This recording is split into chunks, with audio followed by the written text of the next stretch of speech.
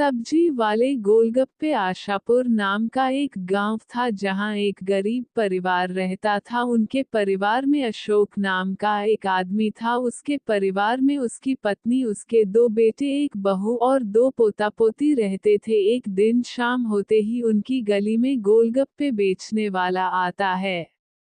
आइए आइए, खट्टे मीठे इमली वाले सब्जी के गोलगप्पे खा लीजिए।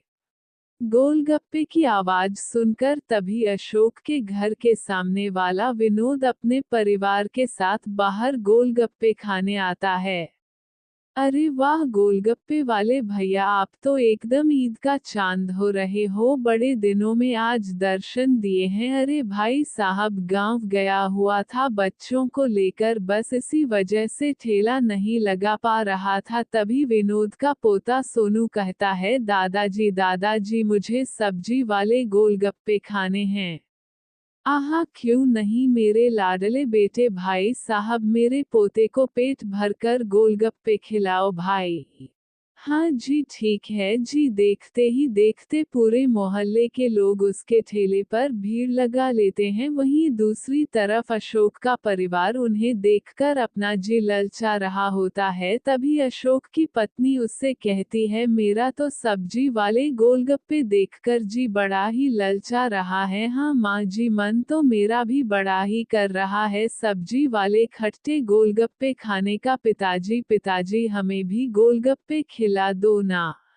बेटी, आज तो बोनी भी नहीं हुई है, बिल्कुल पैसे नहीं है मेरे पास। मुंह लटकाकर सभी लोग अंदर चले जाते हैं और फिर अगले दिन राम कच्ची सड़कों पर कड़कती धूप में सब्जी की बोरी रखे हुए ठेलों को खींचते हुए अपने घर के आगे रोकता है और हाफता हुआ अपने छोटे भाई तरुण को आवाज लगाता है।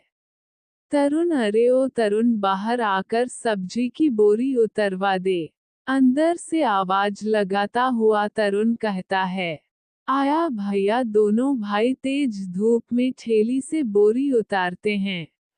माँ सब्जी की बोरी खोलकर सारी सब्जियों को हवा में फैला दो। गर्मी बहुत पड़ रही है, डर है कि खराब ना हो है। गर्मी के कारण आज सुबह तड़के सब्जी बेचने गए थे, फिर भी आते हुए इतना समय हो गया। अरे कितनी बार कहा है तुझे, साथ में अपने छोटे भाई को भी लेकर मंडी जाया कर, ताकि कल को इसकी भी आलू प्याज की ठेली लगवा दे। अब एक की कमाई से घर नहीं चलता है, खाने वाले 10 लोग और कमाने वाला एक आदमी है। आखिर कितना करोगे तुम? नहीं पिताजी, अभी तरुण छोटा है, मैं अभी इसको इस काम में नहीं डाल सकता हूँ। अशोक की गरीबी का सबसे बड़ा कारण यही था, परिवार में खाने वाले 10 और कमाने वाला एक, जिसके चलते घर कभी आगे नहीं बढ़ सका। राम की हालत भी इसीलिए खराब रहती थी क्योंकि वह जो भी पैसे कमाता था उनसे अपने परिवार का गुजारा चलाता था। दोपहर के समय राम खाना खाता है, जहां उसकी पत्नी कोमल उसके आगे प्याज की भुर्जी और साथ में 2 रोटी रख देती है। यह क्या, आज फिर तुमने प्याज की भुजिया बना दी? मेरी तो रोज रोज इसे खाने से भूख ही मर गई है। सारे दिन धूप में धक्के खाकर सब्जी बेचो और एक टाइम ठीक से खाना भी नसीब नहीं होता है। राम तो बेकार में बहू पर गुस्सा कर रहा है, घर में जो रखा है वही तो बनाएगी बेचारी। तुम्हें तो बस हमेशा बहू का पक्ष लेना है। मेरी तो जुबान फीकी पड़ गई है इस प्याज की भुजिया को खाकर। अरे बहू, कभी तो रसेदार सब्जी भी बना सकती है, मेरा तो तीखा चटपटा खाने को मन तरस गया है। वाह जी वाह, जेब से खर्चा भी नहीं और मक्खन मलाई भी खाने को चाहिए। थोड़ी देर बाद राम मुंह बनाकर बाजार में सब्जी बेचने चला जाता है। हे भगवान, आज तो कोई ग्राहक आने का नाम ही नहीं ले रहे, बिल्कुल भी बिक्री नहीं हुई आज तो। तभी राम अपने आगे एक ठेला लगा देखता है। ये ठेले वाला ऐसा भी क्या बेच रहा है जहां लोगों ने मक्खी की तरह भीड़ लगा रखी है। फिर ठेले वाले ग्राहकों को आवाज लगाकर बुलाता है, आइए आइए, अरे भाई साहब सब्जी वाले गोलगप्पे खाए भैया। अरे 10 रुपए का एक, 20 रुपए के 3। राम ये सुनकर हैरान हो जाता है और मन ही मन कहता है, बाप रे, इस गोलगप्पे वाले ने तो लूट मचा रखी है। 10 रुपए में एक सब्जी वाला गोलगप्पा बेच रहा है। ये तो लोगों का पागल बनाकर अच्छे नोट छाप रहा है और बाकी आलू प्याज के ठेले पर भी अच्छी भीड़ है, बस मेरे ही ठेले पर कोई नहीं आ रहा है।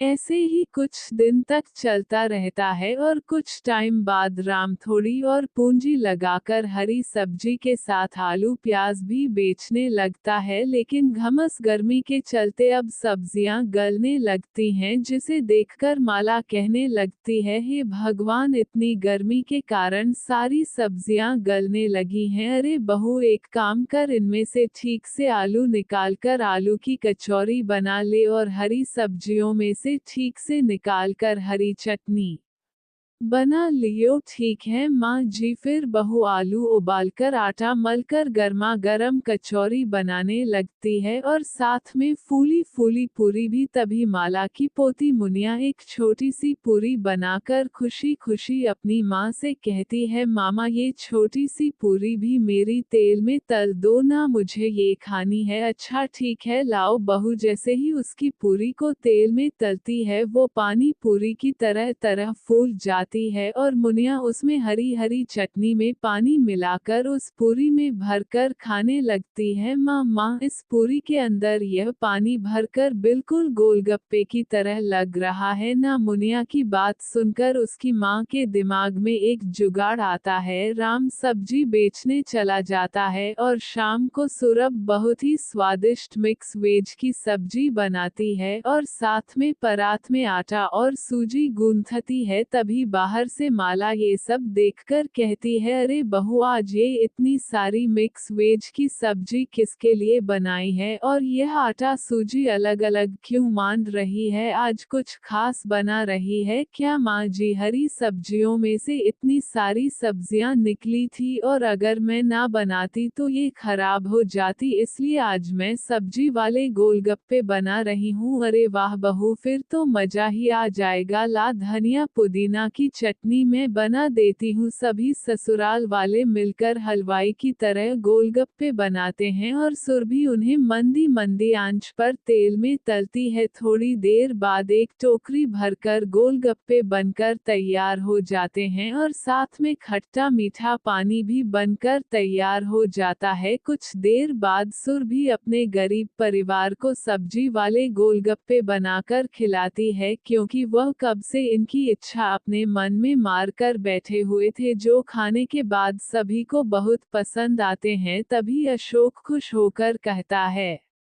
एकदम फर्स्ट क्लास का सब्जी वाला गोलगप्पा बनाया है तुमने बुआ। आखिरकार आज पहली बार गोलगप्पे का स्वाद चख लिया है। बहुत दो और खिला दो बस। हाँ पिताजी, मैंने आटे वाले गोलगप्पे बनाए हैं, उनका भी स्वाद चख कर बताइए कैसी है।